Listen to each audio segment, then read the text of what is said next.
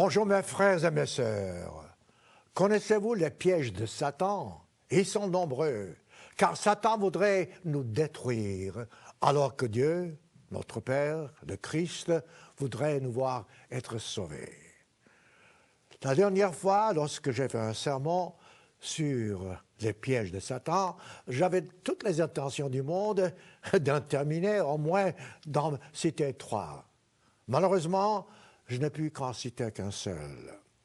Aujourd'hui, je vais donc continuer ce sermon que j'ai commencé et en même temps vous expliquer quels sont les 3 pièges. Bien que j'ai pu au moins couvrir un seul piège, je voudrais quand même faire une petite récapitulation et vous montrer ce que j'ai dit. Voyez-vous, Dieu veut que nous soyons sauvés. Satan voudrait tout faire pour nous voir détruire. Dieu a des commandements qui nous aident à vivre. Satan a des tentations, des pièges, si vous voulez, qui nous conduisent vers la mort. Nous vivons dans un monde où Satan, par la permission divine, a encore de la liberté de jouir, de nous tenter et de nous détruire s'il le pouvait. Je répète, Dieu nous a appelés pour arriver au but. Satan, il a reçu la permission de nous détruire. Nous avons, comme je vous ai dit la dernière fois, je ferai une petite récapitulation, 3 ennemis mortels en ce bas monde. D'abord, nous avons Satan le diable, dont je vous parle. Et ensuite, nous avons ce que nous appelons le monde autour de nous, qui est sous la domination de Satan, toujours par la permission divine. Et ensuite, nous avons nous-mêmes, notre nature humaine, notre nature charnelle. Donc, entre ces 3 ennemis, ou bien je dirais sous ces 3 ennemis, nous nous conduisons par l'aide divine, car Dieu est toujours plus fort que n'importe qui, n'importe quel ennemi. Et si nous faisons notre part, Dieu fera toujours la sienne. Donc, je prends maintenant, je commence par Satan le diable, qui a détruit déjà le premier couple et qui veut nous détruire, je répète, et ceci est déjà montré, décrit dans la Genèse. Dans l'Apocalypse, Jean nous décrit comment Satan le diable agit en ce bas monde. Laissez-moi citer juste quelques-uns des versets que j'ai cités la dernière fois, afin que vous puissiez me suivre dans la suite de ce sermon. Apocalypse 12, verset 9, nous apprenons que Satan le diable, l'ancien serpent, comme Jean dit, a été sur cette terre, et ensuite il fait tout pour détruire, je paraphrase, il fait tout pour détruire l'humanité, et il agit en ce qui concerne l'Église en accusant les membres de l'Église les uns contre les autres. C'est une révélation dangereuse, donc faites attention. Chaque fois que vous critiquez quelqu'un, vous critiquez l'autorité, vous jugez, vous êtes, je dirais, sous le contrôle de Satan. En tant que chrétiens, nous devons avoir un seul Dieu. Nous ne pouvons pas avoir Dieu, d'une part, et ensuite notre propre nature, notre propre penchant charnel. Je vous ai cité, je répète, je citerai quelques-uns des versets que j'ai cités dans le premier sermon. Matthieu, chapitre 6, verset 24, le Christ a dit « Nul ne peut servir 2 maîtres ». Et c'est normal. Ou il haïra l'un, ou il aimera l'autre. Ou il s'attachera à l'un, ou il méprisera l'autre.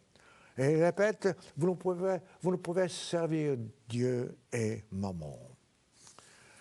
Vous savez, lorsque vous regardez autour de vous, aujourd'hui, vous pouvez constater que nous vivons les derniers temps. Nous avons tout en ce bas monde pour constater que le monde qui existe aujourd'hui n'est pas le monde que Dieu, que le Christ ont créé. Nous devons donc nous attacher au tronc, c'est-à-dire au Christ. Faire ce que le Christ nous demande de faire. Et le Christ a tout fait afin que nous puissions connaître la voie divine, afin que nous puissions avancer dans cette voie, afin que nous puissions être protégés par lui et par sa force. Dans Jean 15, que je vous ai cité par le passé, à plusieurs reprises, le Christ dit « Je suis le vrai cep, mon Père le vigneron ». Voyez-vous, là encore, il nous montre comment nous comporter.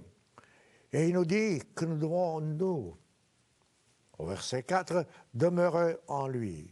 Il dit « Demeurez en moi, dit-il, et je demeurerai en vous ». Voyez-vous, voilà une instruction déjà importante. Et ensuite, plus loin, le Christ nous montre le chemin. Il nous montre le chemin en nous montrant quelques-uns des pièges de Satan. Il y en a plusieurs. Aujourd'hui, je vais vous montrer les 3 pièges dont c'est le commencement, je dirais, dont j'ai parlé. Je n'ai seulement pu parler la dernière fois que d'un seul piège. Le premier, comme vous savez, c'était la rébellion. Chaque fois que vous êtes tenté par la rébellion, vous êtes sous l'emprise de Satan. Dès le commencement, Satan a défié l'autorité divine. Il a même voulu convaincre, et il a réussi, que Dieu ne disait pas la vérité. Donc faites attention, chaque fois que vous jugez, chaque fois que vous vous tournez contre l'autorité, soyez sûr que vous êtes vraiment dans la bonne voie, ce qui ne serait pas le cas, car la rébellion n'est jamais conforme à la voie divine. Satan a réussi à séduire le premier couple. Satan a réussi à faire croire à Ève et plus tard à Adam que Dieu ne disait pas la vérité, que Dieu ne cherchait pas à sauver le premier couple, que la rébellion en ce monde vaut mieux que l'obéissance à la loi divine. Vous savez fort bien, je vous ai cité comment Moïse a été jugé par son frère et sa sœur, Aaron et Marie. Vous savez, c'est étrange. Alors que ces deux, dans la famille de Moïse, connaissaient la vérité, ils ont quand même été poussés par leurs sentiments charnels et c'est surtout Marie qui a critiqué Moïse pour un péché que Moïse avait commis, vous savez, plusieurs années auparavant. Mais qu'est-ce qui s'est passé? C'est Marie qui a été châtiée et Dieu a dit à Marie, écoute, à moins que Moïse, ton frère, prie pour toi, tu ne seras pas guéri. Ce sont une sorte de récapitulation que je fais. L'apôtre Paul, dans Romains, chapitre 8, versets 7 à 8, dit « L'affection de la chair est inimitié contre Dieu. » Voilà. Encore, c'est très simple, très clair. Parce que, dit-il, elle ne se soumet pas à la loi de Dieu. Donc, si vous êtes attaché à votre chair, à vos sentiments charnels, à votre esprit tout à fait rebelle, humainement parlant, donc vous ne pouvez pas être soumis à la loi de Dieu. Et l'apôtre Paul ajoute que cette affection de la chair ne peut même pas être soumise à la loi de Dieu. Pourquoi?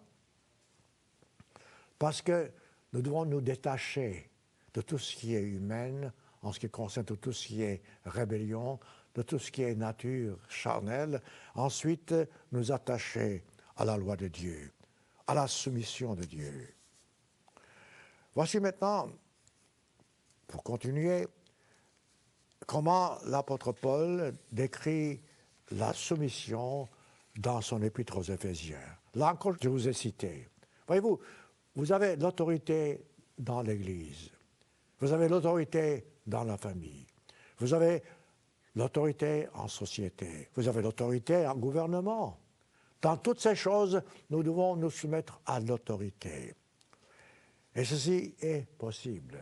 Par exemple, dans la famille, il faut que l'homme et la femme s'aiment, il faut que la femme se soumette à son mari en Christ, il faut que le mari aime sa femme comme le Christ a aimé l'Église. Tout ça, c'est marqué dans Éphésiens, vous le savez. Et ensuite, il faut que les enfants se soumettent aussi à leurs parents. Autrement dit, la rébellion doit être éliminée de ce monde, et la seule façon d'éliminer la rébellion, c'est que nous puissions nous soumettre à la loi divine. Ensuite, l'apôtre Paul nous donne des exemples, des recommandations. Par exemple, il dit aux enfants, Éphésiens 6, que j'ai déjà cité, je répète, il dit, enfants, obéissez à vos parents, selon le Seigneur, car cela est juste. Honore ton père et ta mère, c'est le 5e commandement. Ce sont des exemples que je vous donne et que la Bible nous donne afin que nous puissions avancer dans cette direction qui est contraire à la rébellion. La rébellion nous tue, mes amis, tandis que l'obéissance à Dieu nous conduit vers la vie éternelle. Ensuite, dans Romains chapitre 13, l'apôtre Paul parle, et je vous ai cité la dernière fois, de notre soumission à la loi locale, aux autorités locales. Au verset 1, Romains 13, Paul nous dit que toute personne soit soumise aux autorités supérieures. Voyez-vous, c'est là encore une recommandation.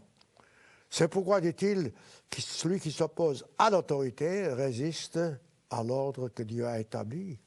Voilà, des recommandations et en même temps des explications. Un peu plus loin, dans 1 Timothée chapitre 2, versets 1 à 2, Paul répète, « J'exhorte, dit-il, avant toute chose, à faire des prières, des supplications, des requêtes, des actions de grâce. Pour qui? Pour tous les hommes. » Et ensuite, il cite les rois, dit-il, et ceux qui sont élevés, afin que, dit-il, nous puissions, nous autres, dans l'Église de Dieu, mener notre tâche à bien. Ça, c'est important, parce qu'il faut que nous puissions avoir la faveur du gouvernement pour pouvoir terminer la tâche que Dieu nous a donnée. Notre tâche est simple, mais notre tâche dépend aussi des autorités autour de nous. Nous avons été appelés dans l'Église pour proclamer l'Évangile, pour proclamer ce que Dieu nous dit dans la Bible, pour annoncer la venue du royaume de Dieu sur cette terre. Ça, c'est notre mission. Mais pour pouvoir annoncer cette mission de par le monde, nous avons besoin de la protection des rois, des chefs d'État, parce que sans eux, si nous coupaient la route, nous ne pourrions pas aller trop loin. Lorsque vous constatez vraiment que nous sommes, nous, en tant qu'êtres humains, nous ne sommes rien, et il faut que Dieu nous protège, nous donne faveur aux yeux des autorités, vous comprenez facilement que nous devons en même temps nous soumettre à l'autorité. Chacun de nous doit se soumettre à l'autorité du pays où il habite, à moins que l'autorité soit contraire aux ordres de Dieu. Ce qui est rare, mais c'est possible. Je répète, il y a toujours Satan le diable. Satan est là pour nous inciter envers la rébellion, que ce soit en famille, que ce soit au gouvernement, que ce soit n'importe où, dans le travail. Voilà pourquoi Jacques a écrit, et je cite, « Nous sommes toujours encore, en ce qui concerne le premier piège de Satan, nous sommes toujours encore à ce piège-là. Voilà pourquoi Jacques a écrit dans son épître, chapitre 4, versets 7 à 8, « Soumettez-vous donc à Dieu, résistez au diable, et il fuira loin de vous. » Certains d'entre nous ont peur de Satan.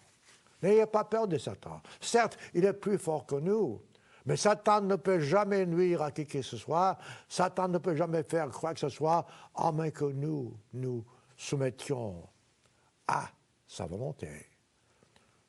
La réponse est simple. Soumettez-vous donc à Dieu et non pas à Satan. Parlons maintenant du deuxième piège. Voyez-vous, c'est là où je suis arrêté la dernière fois. Parce que je ne vous ai pas parlé vraiment de ce deuxième piège. J'ai parlé de la rébellion en détail, et maintenant continuons ce premier sermon et allons plus loin avec les deuxième et troisième pièges que Satan dresse contre nous. Il y a encore d'autres pièges, mais je vais mettre l'accent sur ces deux derniers. Jacques a dit,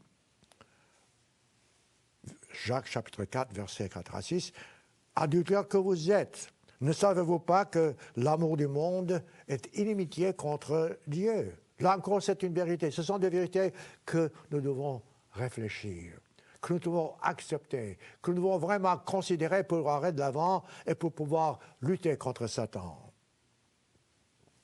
Croyez-vous, dit-il, verset 5, que l'Écriture parle en vain? Là encore, c'est une vérité absolue. Beaucoup de chrétiens ne lisent même pas les Écritures. Le fait est que la Bible a été écrite et nous a été donnée pour que nous puissions connaître la vérité, pour que nous puissions connaître la volonté de Dieu, pour que nous puissions avancer vers le but pour lequel nous avons été créés. Ensuite, Jacques continue.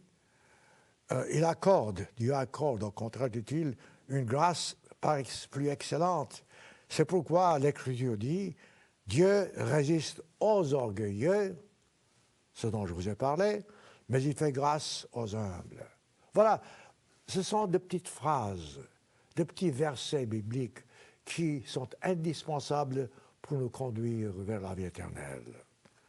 Rappelez-vous, Dieu fait grâce aux humbles et il résiste à ceux qui sont orgueilleux. L'orgueil, mes frères et mes sœurs, c'est nous-mêmes. C'est notre nature. Ce sont nos tendances charnelles. L'orgueil, c'est se considérer supérieur aux autres. L'orgueil, c'est se rebeller. L'orgueil fait partie de la nature humaine et sous l'influence de Satan, l'orgueil nous tue. Voilà pourquoi je répète, chaque fois que vous avez tendance à critiquer une autorité, que vous faites preuve d'orgueil, faites attention car vous tombez en pleine entre les mains de Satan. Nous ne nous rendons pas compte, mais d'une façon générale, voyez-vous, nous avons été mis en ce monde pour une mission. Chaque homme, tôt ou tard, apprendra cette vérité. Nous autres, dans l'Église de Dieu, nous avons une mission. Nous avons une mission de proclamer l'Évangile pour dire que le Christ viendra. Or, dans cette proclamation, nous devons faire attention parce que Satan, le diable, sera toujours là pour nous décourager, pour nous faire croire que les autres ont raison et que nous avons tort. Ce n'est pas facile, vraiment, d'accepter une décision de la part d'un supérieur. C'est encore votre insoumission, c'est encore votre orgueil.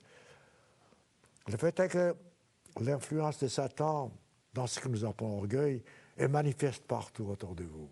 Regardez autour de vous, examinez-vous vous-même, vous verrez ce que c'est. Dans ce que nous faisons, lorsque nous avons une accusation contre quelqu'un, lorsque nous avons une critique contre quelqu'un, lorsque nous pensons connaître les choses mieux que n'importe qui, c'est l'orgueil qui nous dirige. L'orgueil vous tue, mes frères et mes sœurs. Mais l'honnêteté vous aide à marcher vers la vie éternelle. Autrement dit, l'orgueil et l'humilité sont des opposés. Soyez donc honnêtes en toutes choses. Soyez humbles en toutes choses, dans tout ce que vous faites. Considérez les autres meilleurs que vous, même si vous n'y pensez pas. Considérez que les autres ont plus de mérite que vous, sont meilleurs que vous. Le Christ nous a donné, lui, le Créateur suprême, des responsabilités à chacun de nous. Contentez-vous de faire votre part, acceptez votre part, accomplissez votre responsabilité et vous verrez comment les choses iront mieux. Dans tout ce que vous faites, abaissez-vous en ce qui concerne votre propre orgueil. Laissez les autres vous précéder.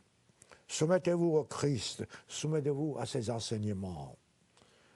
Car, je vous répète, Satan voudra, par ses pièges, dont je vous parle aujourd'hui, 3 seulement, par ses pièges, de vous détourner de Dieu.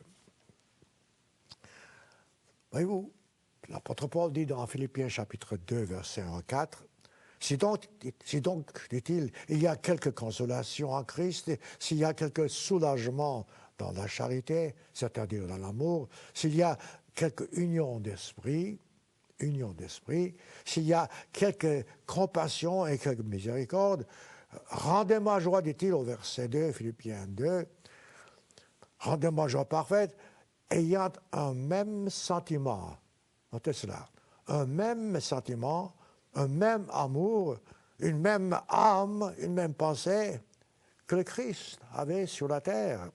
Ne faites rien, dit-il, par esprit de parti pris ou par vaine gloire, mais dit-il que l'humilité, rappelez-vous ce mot, l'humilité, vous fasse regarder les autres comme étant au-dessus de vous-même. Et lorsque vous regardez autour de vous, il y a beaucoup de chances que vous vous considérez meilleur que les autres. Ne faites pas ça. Car le Christ lui-même, voyez-vous, étant le Dieu suprême, a donné sa vie pour vous et pour moi, nous qui sommes des criminels. Que chacun de vous, verset 4, Philippiens toujours 2, que chacun de vous, au lieu de considérer ses propres intérêts, considère aussi ceux des autres. Voilà comme ça vous pouvez dompter votre nature humaine. Voilà comme ça vous pouvez lutter contre ce que nous appelons ce piège qu'est l'orgueil. Ce sont là, voyez-vous, des instructions claires. Le Christ lui-même a fait la preuve pour nous. Il nous a montré comment y arriver, comment y parvenir. Ses disciples qui étaient avec lui pendant 3 ans et demi, vous savez, ils n'ont pas vraiment compris ça. Après 3 ans et demi, lorsqu'ils étaient avec le Christ, ils demandaient au Christ, laissez-moi vous citer Matthieu chapitre 18, versets 1 à 4, en ce moment, les disciples s'approchèrent de Jésus et dirent, qui donc est le plus grand dans le royaume des cieux? Voyez-vous, c'est toujours ce désir de recevoir quelque chose, être grand. Le Christ ayant appelé un petit enfant, regardez voir la différence maintenant, il a dit, le place au milieu d'eux, il dit, je vous dis en vérité, dit-il, si vous ne vous convertissez et si vous ne devenez pas comme un petit enfant, vous n'entrerez pas dans le royaume des cieux. Regardez voir cette différence. Le disciple veut être grand. Le Christ prend un petit enfant et dit, soyez comme lui, soyez humble, ne soyez pas orgueilleux, obéissez, faites votre part et vous aurez votre part dans le royaume de Dieu. Il s'agit là d'un enseignement très facile. Facile? Non, pas du tout. On penserait que c'est facile, mais lorsqu'on le met en épreuve, en application, c'est pas facile. Car, voyez-vous, ces choses-là, ces sentiments vont à l'encontre de nos tendances humaines, surtout en tant que piège que Satan nous présente. Ce genre d'attitude, je répète, va à l'encontre de notre nature humaine. Le critique est dangereux. Le Christ a dit, Matthieu 7, versets 1 à 2, « Ne jugez point, afin que vous ne soyez point jugés. » Voyez-vous, c'est encore très simple. Ce sont des instructions faciles à entendre, difficiles à mettre en pratique, car ce sont des instructions qui vont à l'encontre, je répète, de notre nature humaine. Et le Christ nous dit au verset 2, toujours Matthieu 7, « On vous jugera du jugement dont vous jugez. » C'est simple, c'est clair. Et on vous mesurera avec la mesure dont vous mesurez. Lorsque vous pensez à cela, lorsque vous voyez que vous êtes sous jugement en quelque sorte, chaque instant de votre vie, alors vous prenez la Bible plus au sérieux. Vous prenez ces avertissements au sérieux Et vous commencez à lutter contre ces orgueils, ces vanités, je ne sais quoi, ces pièges, et Dieu sera toujours avec vous pour vous aider. Au commencement de ce sermon, la dernière fois lorsque je vous ai parlé, je vous ai dit qu'il y a des gens qui quittaient l'Église. Une fois que vous avez trouvé la vérité, une fois que vous avez trouvé la véritable Église, comment pourriez-vous vraiment quitter l'Église?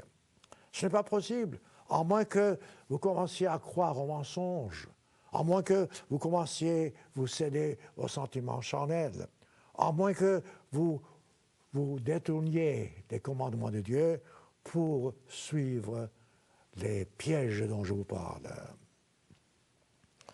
Les gens pensent d'une façon générale connaître les choses mieux que les autres.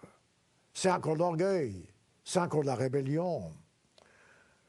Nous devons en toute chose apprécier ce que nous avons. Nous devons en toute chose apprendre à compter sur Dieu, à lui faire confiance.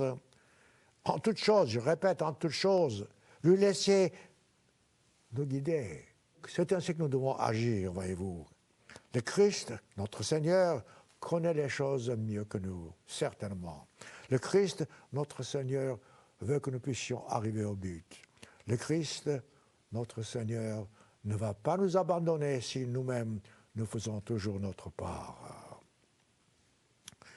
Dans 1 Pierre chapitre 5, verset 5 à 9, nous lisons, « De même, l'apôtre Pierre écrit, « Vous qui êtes jeunes, soyez soumis aux anciens. Et tous étaient dans vos rapports mutuels, revêtez-vous donc d'humilité. » Ça se répète. L'humilité, c'est la base pour entrer dans le royaume de Dieu. Car Dieu résiste aux orgueilleux, mais il fait grâce aux humbles. Ensuite, Pierre ajoute, « Humiliez-vous donc sous la puissante main de Dieu. » Vous savez, c'est difficile parce que nous pensons que Dieu nous oublie, mais ce n'est pas vrai. Dieu est toujours avec nous. Il a le temps de s'occuper de nous tous. Il peut tout faire. Sa puissance est infinie. Voilà pourquoi croyez à ce que l'apôtre Pierre dit. Soumettez-vous, dit-il, à sa puissance, afin qu'il puisse lui-même vous élever au temps convenable. Quand c'est le temps convenable? C'est au temps du jugement. Lorsque le Christ viendra, nous serons jugés. Et lorsque lui, il verra que nous avons suivi la voie qu'il a tracée devant nous, nous entrerons dans le royaume. Nous ne sommes pas sauvés par l'obéissance, mais l'obéissance nous permet de nous mettre sur le bon chemin. Et Pierre ajoute au verset 6, « Humiliez-vous donc, dit-il, à la puissante main de Dieu. » Voyez-vous, ce sont toujours les mêmes principes.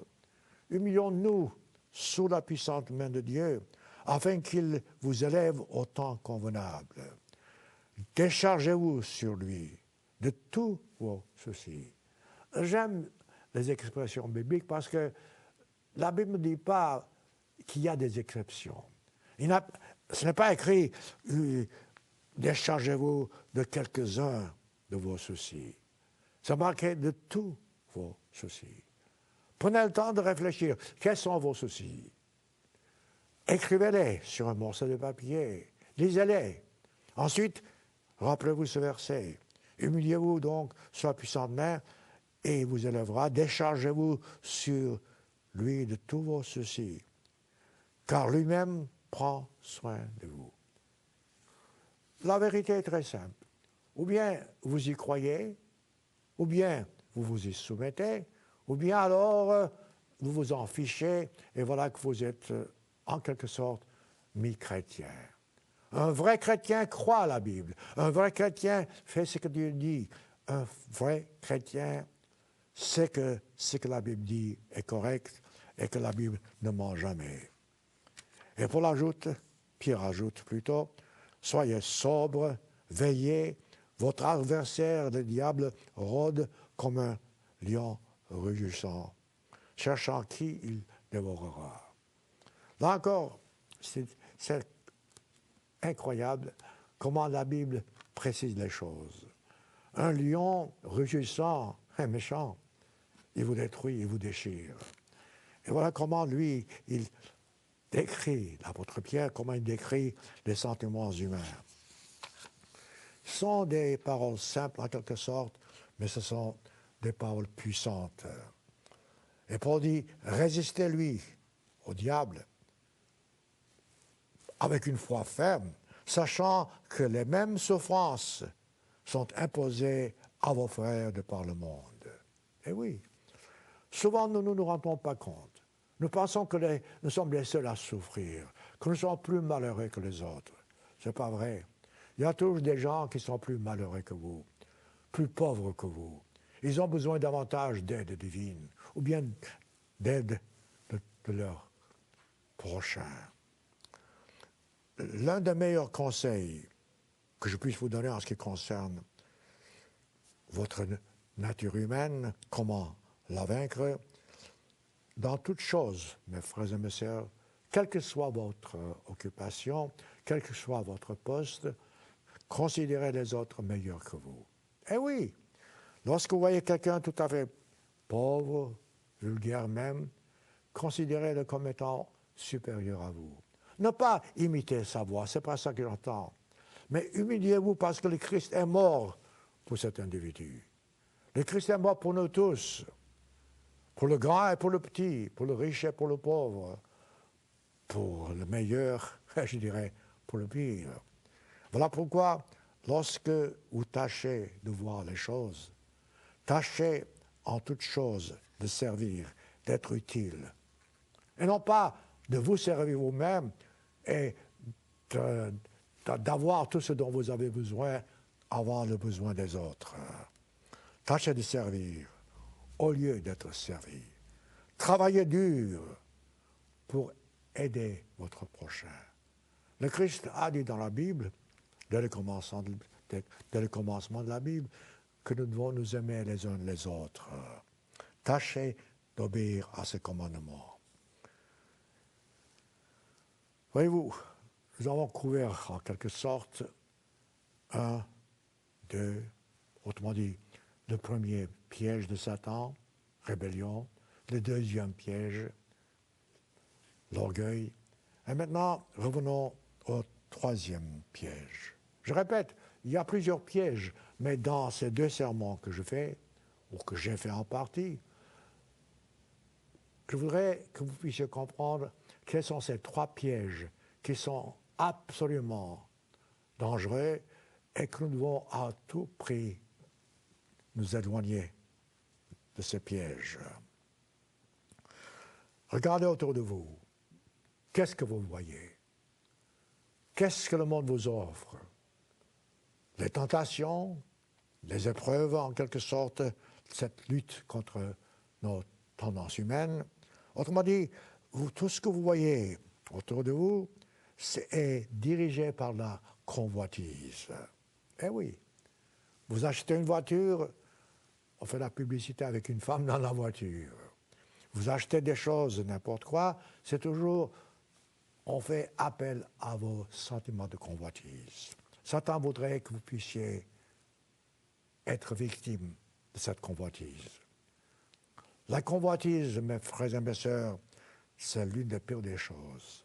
La convoitise, c'est quelque chose auquel vous aspirez alors que vous n'y avez pas droit. La convoitise, dès le commencement, a été l'instrument que Satan, dont il s'est servi, pour pouvoir séduire le premier couple. Dieu veut que nous puissions comprendre que nous devons avant toute chose apprécier ce que nous avons. Apprécier même le peu que nous avons.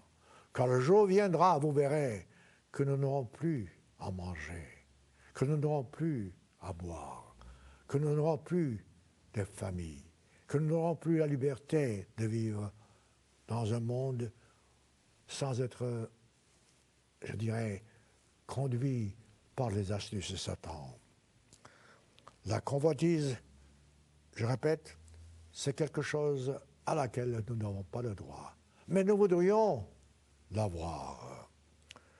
Lorsque vous entendez autour de vous ce qui se passe, lorsque vous voyez la publicité, lorsque vous voyez ce qu'on vous offre, tout ça, d'une façon générale, est dirigé par la convoitise.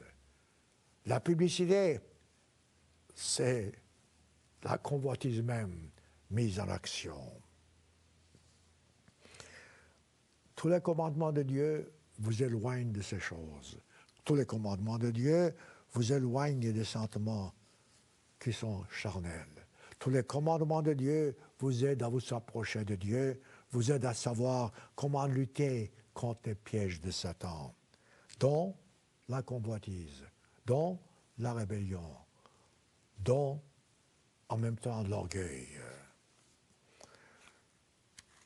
Je répète, lorsque vous étudiez la Bible, vous verrez que dès le commencement, Dieu a dit à l'homme comment se diriger vers le succès, comment s'approcher de lui, comment avoir la garantie absolue de réussir en ce bas monde.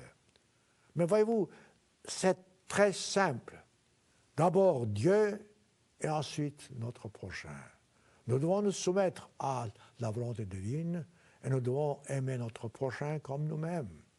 Voilà la base du christianisme véritable. Deutéronome chapitre 5, verset 21. Voici l'un des commandements de Dieu. Dieu a dit, Deutéronome 5, 21, « Tu ne convoiteras point. » Ensuite, il précise, « la femme de ton prochain. » « Tu ne désiras point la maison de ton prochain. » Ni son champ, ni son serviteur, ni sa servante, ni son bœuf, ni son âne. Autrement dit, rien, ni aucune chose qui lui appartienne à ton prochain. Voilà la base. Je mets l'accent parce que nous ne nous rendons pas compte, mais souvent, nous sommes guidés par des sentiments de convoitise. Souvent, nous nous laissons nous attrister par ce que nous n'avons pas, plutôt que nous réjouir par ce que nous avons.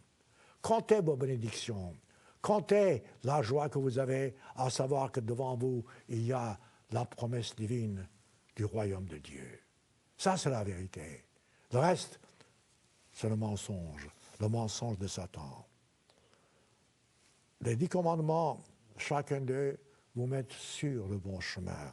Chacun d'eux vous fait une promesse. Et chacun d'eux, je répète, est vrai.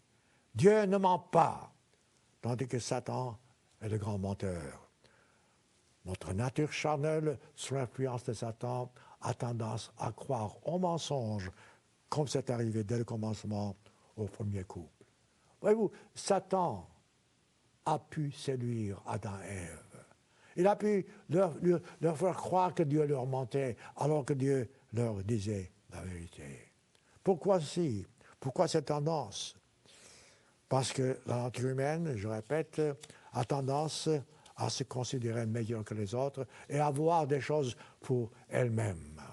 C'est un coup d'œil. Ensuite, prenez la Bible, lisez-la à genoux s'il le faut, et demandez à Dieu de vous ouvrir l'intelligence. Dans les Proverbes, le livre des Proverbes est un livre magnifique où Dieu se révèle par des pensées très profondes, très simples et très profondes à la fois. Nous lisons Proverbes 30, versets 7 à 9.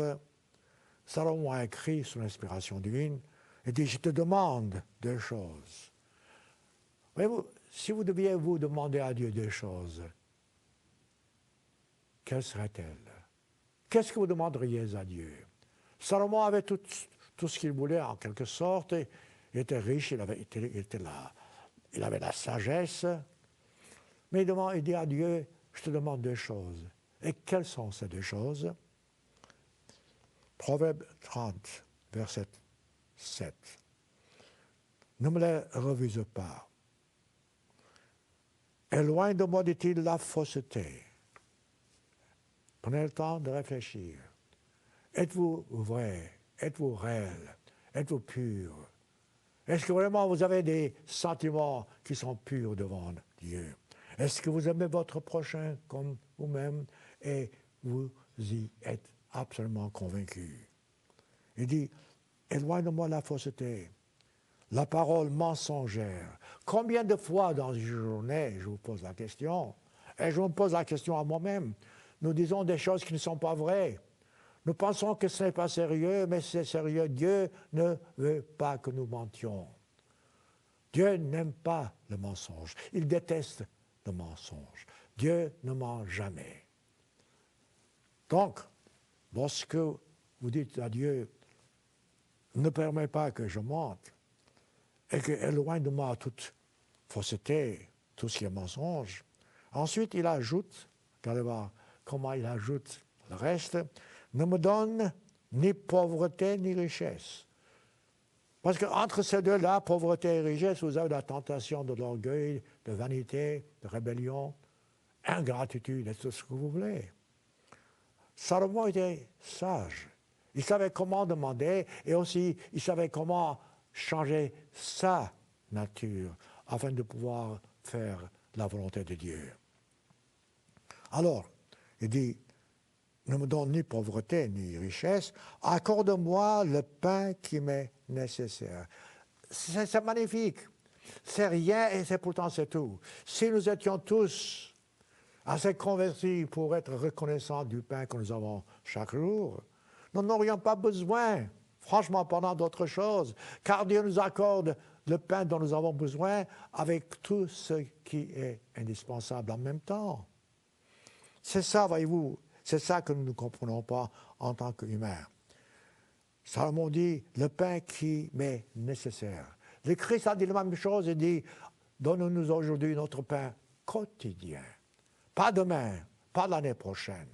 Si vous comprenez l'importance de cette demande, vous n'aurez pas la convoitise. La convoitise est votre pire ennemi, je répète. Et pourquoi Salomon demande ceci? Il explique au verset 9. C'est beau comme Salomon explique. Prenez le temps, mes frères et mes sœurs, mettez-vous à genoux, demandez à Dieu de vous aider à comprendre ce que Salomon déclare ici. Il dit de peur que, donc, il veut ni la pauvreté ni la richesse, de peur que quoi? Dans l'abondance, je ne te renie. Et c'est vrai, il y en a qui sont devenus riches, et dans l'abondance, ils se sont détournés de Dieu, ils ont suivi la tentation que Satan mettait devant eux. Dans l'abondance, je ne te renie. Et que je dise, qui est l'Éternel? Donc, c'est vous qui avez fait ça, c'est par votre force que vous avez réussi, ainsi de suite.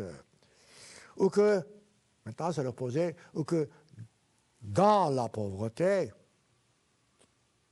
je me dérobe. Je commence à transgresser les lois divines, que je ne vole, et que je ne m'attaque au nom de mon Dieu. Voilà les tentations. Et Satan connaît tout ça. Satan voudra que nous puissions, nous, toujours avoir des excuses pour rouspéter en bon français, pour demander davantage, pour ne pas être satisfait, pour convoiter, pour mentir. Vous pouvez maintenant comprendre la vérité en ce qui concerne comment se débarrasser du péché. Mettons en pratique en toutes choses les enseignements bibliques, que ce soit dans l'Ancien Testament, que ce soit dans le Nouveau Testament. Ecclésiaste, encore de Salomon, chapitre 5, verset 9, nous lisons « Celui qui aime l'argent n'est pas rassasié par l'argent. » Là encore, c'est simple. C'est cette convoitise. Celui qui aime les richesses n'en profite pas. Vous savez, dans ma vie, j'ai rencontré toutes sortes de gens, des riches et des pauvres, et des très riches en même temps. Mais dans chaque cas, je n'ai pas rencontré quelqu'un du monde qui soit satisfait de ce qu'il a. Le riche voudrait avoir davantage. Le riche voudrait pouvoir faire davantage, d'abord pour lui-même. C'est encore de la convoitise, c'est encore de l'orgueil. Donc, si vous voulez plaire à Dieu, vraiment, soyez reconnaissants pour tout ce que vous avez. Que chaque jour, que chaque chacune de vos prières commence par une gratitude, se termine par une gratitude. Que vos prières soient toujours motivées par ce que vous avez et dont vous êtes reconnaissant. Dieu aime un esprit humble. Dieu aime un esprit qui est reconnaissant. Dieu aime celui qui dit merci. Que vos prières soient chaque jour davantage des remerciements que des demandes. Certes, vous avez besoin de certaines choses, c'est normal, mais soyez avant toute chose reconnaissants pour ce que vous avez. Ça, c'est extrêmement important.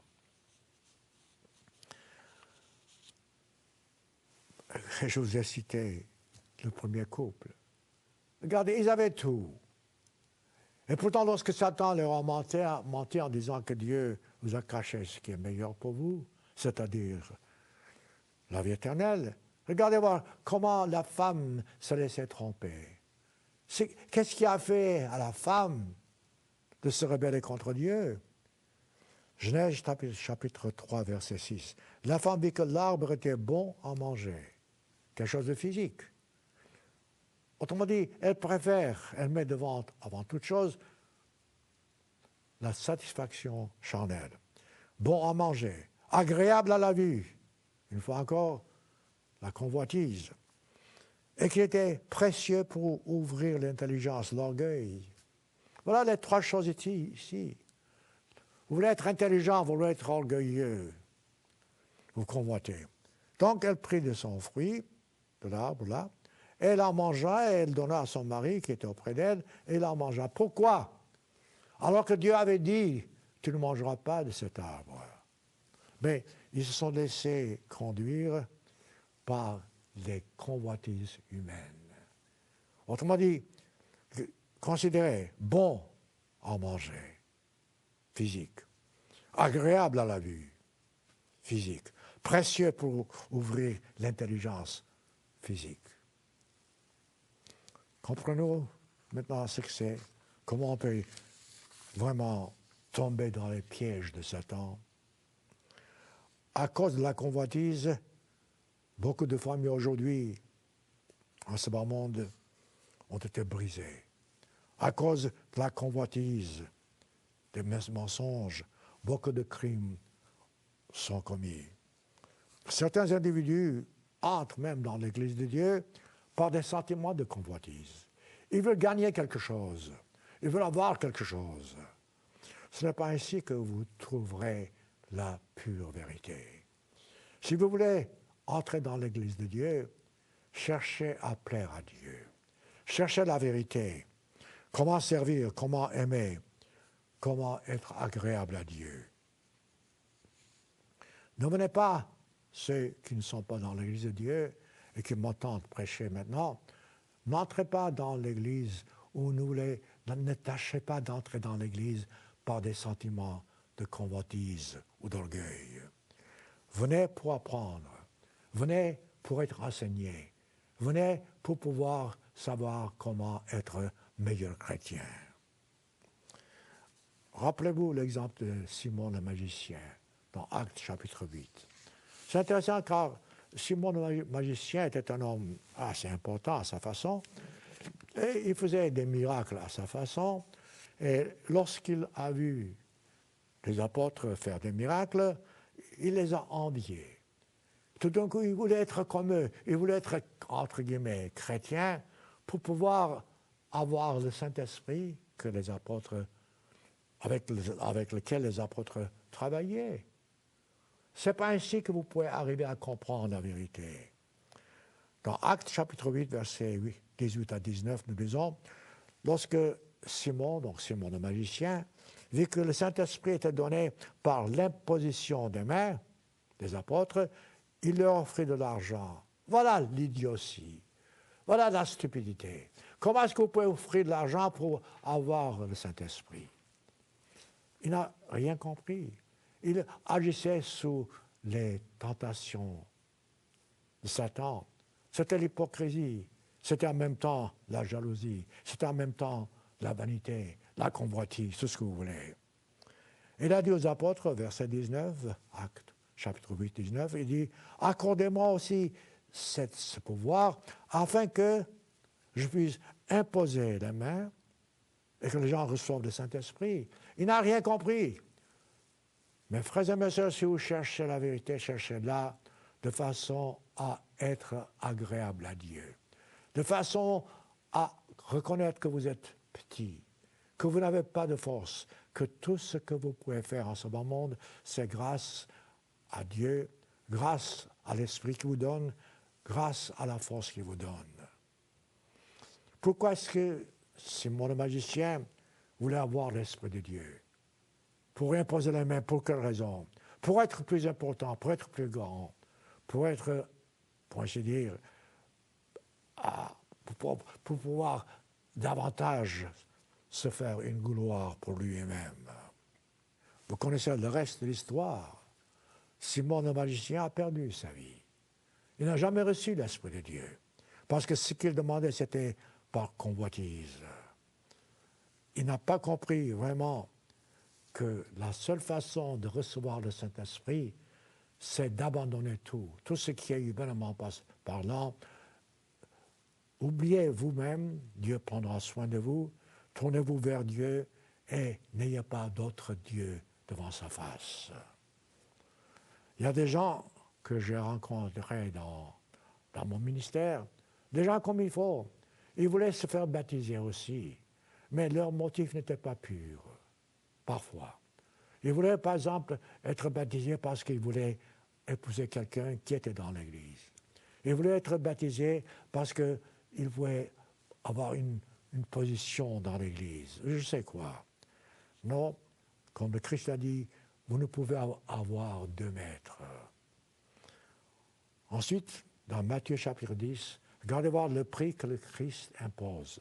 C'est un prix indispensable, mais ce n'est pas un sacrifice. Vous ne pouvez jamais donner assez au Christ. Jamais. Vous pensez que vous donnez 2. Assez. Vous pouvez jeûner 3 fois par mois si vous le voulez.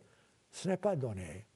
Il faut donner à Dieu, au Christ, de vous-même, de tout ce que vous avez. Rien dans la vie ne doit venir entre vous et le Christ. Notez ce qu'il dit dans Matthieu 10, versets 35 à 37. Matthieu 10, 35 à 37. Le Christ a dit, « Je suis venu mettre la division entre l'homme et la femme, ou bien son père. » Voilà. Automatiquement, vous pouvez voir, parce que nous faisons des choix. Il n'y a pas de choix lorsqu'il concerne le Christ et nous.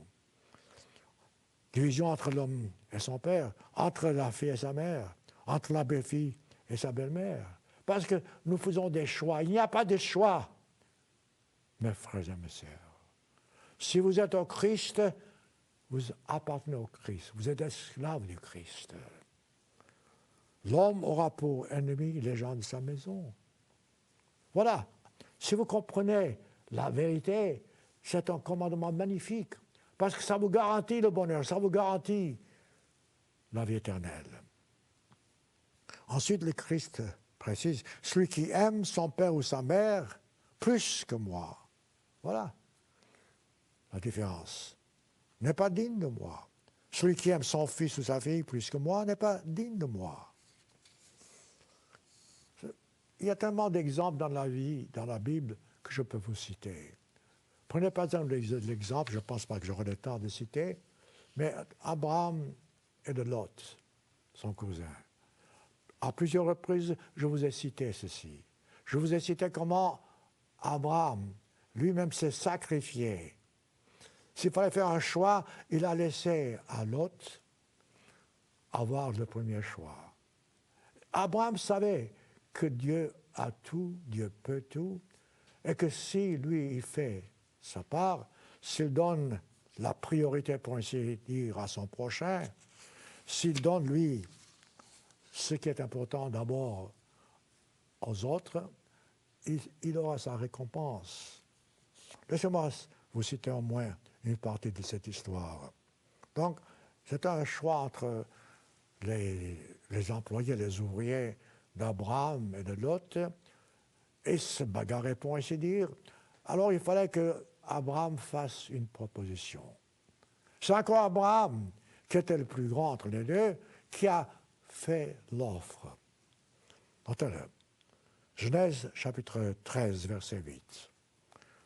Abraham dit à Lot qu'il n'y ait point de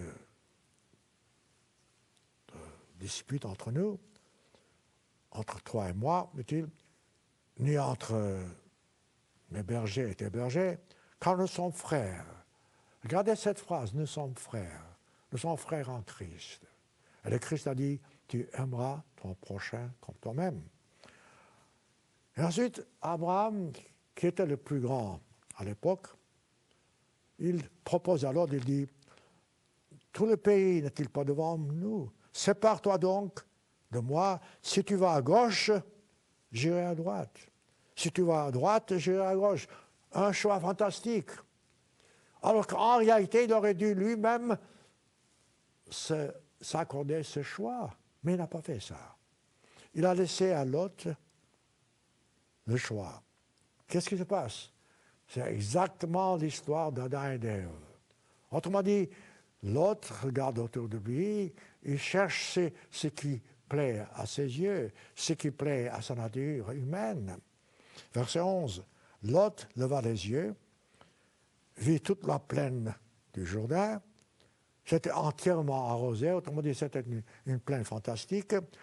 Avant que l'Éternel eût détruit Sodome et Gomorrhe, c'était jusqu'à Tsoar comme un jardin d'Éden, jardin éternel.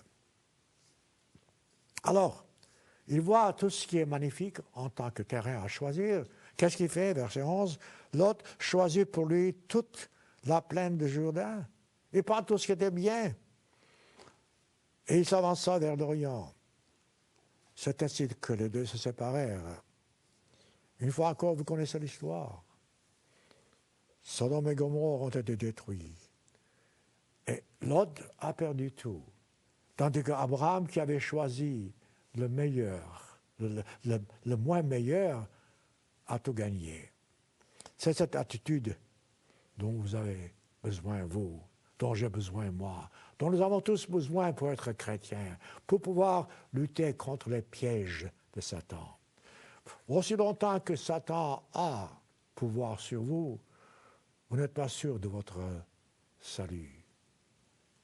La seule façon, comme Jacques a dit, soumettez-vous à Dieu et Satan s'éloignera de vous. Continuons. Je pense que j'aurai le temps de finir ce sermon, oui. Dans Exode, chapitre 20, versets 2 à 3, Dieu a dit,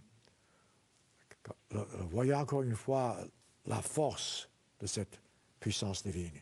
Je suis l'Éternel, ton Dieu. Mais c'est pourquoi est-ce qu'il dit « Je suis l'Éternel, ton Dieu » ? Dieu s'adressait à un peuple qui était esclave. Dieu s'adressait à un peuple qui demandait l'aide divine pour sortir de l'esclavage. Donc Dieu dit « Moi qui t'ai fait sortir du pays d'Égypte ». Ensuite, il explique ce que c'était, ce que c'est encore, en vérité, l'Égypte. Il dit « de la maison de servitude ». Voilà, Dieu a servi donc les commandements divins pour convaincre la première nation qui s'était choisie que la seule façon de sortir de la servitude, c'est de connaître que Dieu avant tout. Je suis l'Éternel, ton Dieu, qui t'a fait sortir du pays d'Égypte. Il dit, verset 3, « Tu n'auras point d'autre Dieu devant ma face. » Mes frères et mes sœurs, certains d'entre vous, vous êtes dans l'Église depuis longtemps. D'autres, récemment. Quel que soit le cas, posez-vous la question, est-ce que j'ai d'autres dieux devant la face de l'Éternel? Un ami, un membre de l'Église, un membre de votre famille, ou bien des choses comme la fortune, des choses comme un travail. Avez-vous d'autres dieux devant l'Éternel Dieu? Si c'est le cas, vous transgressez le premier commandement. Et pourtant, c'est le commandement le plus important dans ce sens que si vous avez d'autres dieux, vous êtes divisés. Vous êtes automatiquement sous l'emprise de Satan. Dieu a dit, tu n'auras pas d'autres dieux devant ma face. Comme vous constatez aujourd'hui, les gens, le monde, d'une façon générale, ont d'autres dieux devant la face de l'Éternel. Chacun a son orgueil, chacun a sa convoitise, chacun a sa façon de raisonner, chacun se rebelle à sa façon, parce que, d'une façon générale, on pense que Dieu n'est pas juste. Alors que Dieu est justice, Dieu est amour, Dieu est celui qui nous a créés et qui veut que nous puissions entrer dans son royaume. Je répète, l'orgueil, la vanité, la convoitise, ce sont des ennemis. Et parfois, nous prenons ces ennemis, nous les considérons en tant qu'amis. Vous savez, lorsque vous regardez autour de vous, regardez voir où nous en sommes aujourd'hui, nous qui sommes dans l'Église de Dieu depuis assez longtemps. Nous avions promis que Dieu nous donnerait tout ce que nous voulons, et c'est le cas si nous faisons sa volonté. Et pourtant, entre-temps, regardez voir ce qui se passe. Ceux qui sont appelés aujourd'hui sont parfois persécutés. Ceux qui sont appelés ont des difficultés avec le monde. Nous aurons ces difficultés parce que la Bible le dit. Lorsque je vois ce qui se passe autour de nous, je me réjouis, non pas parce que c'est une bonne nouvelle, non, mais il faut que ces choses, comme le Christ a dit, arrivent avant que le Christ revienne. Donc, chaque fois que les événements se gâtent, en quelque sorte, je vois que nous avons eu cette assurance même que ce que Dieu a dit est vrai. Bien que les nouvelles soient mauvaises aujourd'hui, elles le sont, et elles deviendront pires. Nous avons la garantie que plus ces nouvelles, je dirais, deviennent plus mauvaises, plus le retour du Christ s'approche. Et alors, le monde connaîtra une vie différente. Les gens connaîtront la vérité. Les gens sauront ce que c'est que les promesses divines. Autrement dit, bien que ce qui se passe autour de nous aujourd'hui, ce n'est pas agréable, non. Il y a des maladies, il y a des souffrances, il y a des guerres. Nous voyons tout ça. Il n'y a rien à se réjouir, mais la seule bonne nouvelle dans tout ça, c'est que tout cela confirme que le Christ nous a dit que les jours seront mauvais et que si nous nous soumettons à lui, quelles que soient les circonstances, il sera avec nous. Rappelez-vous, le Christ a promis d'être avec nous et il le sera. Hébreux, chapitre 13. Laissez-moi terminer avec cette promesse divine. C'est fantastique, c'est formidable. Hébreux 13, versets 5 à 6. Ne vous livrez pas à l'amour de l'argent. Nous avons parlé de ça. Contentez-vous de ce que vous avez. Voilà. C'est ce que je vous ai dit au cours de ce sermon. Contentez-vous, dites merci à Dieu. Car Dieu lui-même a dit, regardez-moi cette promesse, voilà une promesse à laquelle vous pouvez tenir, sur laquelle vous pouvez compter en tout temps. Mais soyez convaincus que ce que le Christ dit, il entend. Adam et Ève n'ont pas cru au Christ. La plupart des gens qui se sont détournés de Dieu, de l'Église de Dieu, n'ont pas cru au Christ. Ici, nous lisons clairement dans Hébreux chapitre 13, versets 5 à 6, « Car Dieu lui-même a dit, je ne te délaisserai point. » Mes frères et messieurs, Dieu ne ment pas. C'est ça dans la Bible. Dieu ne ment jamais. Quelle que soit votre situation, quel que soit votre état, rappelez-vous, Dieu a dit, je ne te délaisserai point. Je ne t'abandonnerai point. C'est vrai, c'est la vérité.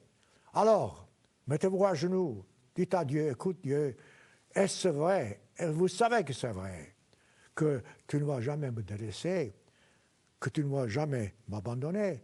Dans ces cas-là, lorsque vous aurez terminé vos prières, votre cœur sera plein de joie.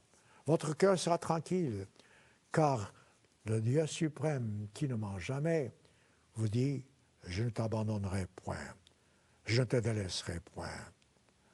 Réfléchissez à tout cela. Croyez en Dieu. Faites ce qui vous enseigne, ce qui vous commande dans la Bible. C'est la meilleure façon, c'est la meilleure route à suivre pour entrer un jour dans le royaume de Dieu lorsque le Christ reviendra sur cette terre.